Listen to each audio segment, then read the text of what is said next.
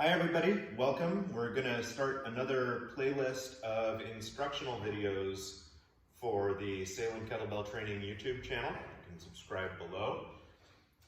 Today we're going over our commonly prescribed accessory movements or alternative movements. These are exercises that aren't in the main sort of strong first canon of exercises. The swing, the get up, the goblet squat, the press, all of those major movements that are commonly practiced.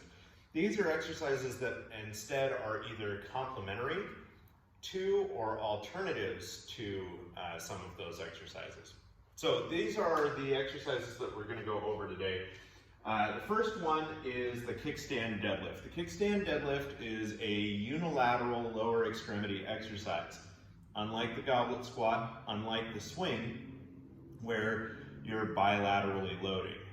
Even a one-arm swing, though one leg may be doing slightly more work, you're still pushing hard through both legs, still considered a bilateral exercise. So the kickstand deadlift, which is my usual go-to instead of a single leg deadlift, a true single leg deadlift where there's no weight on the back leg, is just a little bit tougher for a lot of folks, and I'm not really all that concerned about training your single leg balance directly as much as I'm concerned about strengthening one leg more than the other in a unilateral exercise. So in that kickstand deadlift, we'll talk about unilateral loading, but we're really keeping that other leg there for balance so that you don't feel like there's any risk associated with performing the exercise.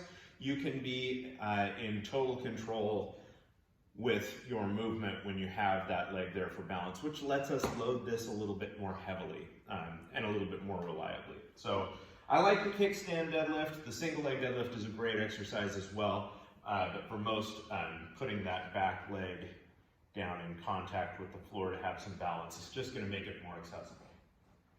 The second commonly used accessory exercise is a kettlebell row. The kettlebell row is an upper extremity pull. Now, arguably, there's an upper extremity pulling movement in the get up when you're pulling through the elbow to get up onto the elbow. You're engaging many of the same muscles that you would in a row. Also, to stabilize the kettlebell at the top of the swing, you've got the lats in action. They're sort of pulling the arm down into the armpit a little bit, and you've got your upper back muscles retracting the shoulder blades. But the row is a direct training mechanism for your pulling muscles in your upper extremities. It's also a great way to get the same muscles loaded in a deadlift, but without loading so heavily as a deadlift. So a great way to get the whole posterior chain involved in an exercise with a little bit less load. The third accessory exercise, and this is really an alternative. Now I love overhead pressing. It's my absolute favorite exercise, whether it's a bent press, a push press, a jerk, a strict press, doesn't matter to me. I love putting heavy weight over my head. But the push-up offers us a different plane for pushing exercises. It's a great alternative for folks who don't necessarily have all of that overhead range of motion. For some folks, even something like a side press where I'm a little bit more open in the shoulder is still prohibitive because of various shoulder issues. So a push-up can make a nice alternative pushing exercise. And we can modify it to whatever degree we need to, whether it's elevated or from the knees, although I prefer to do some kind of elevation. We don't always have that available to us.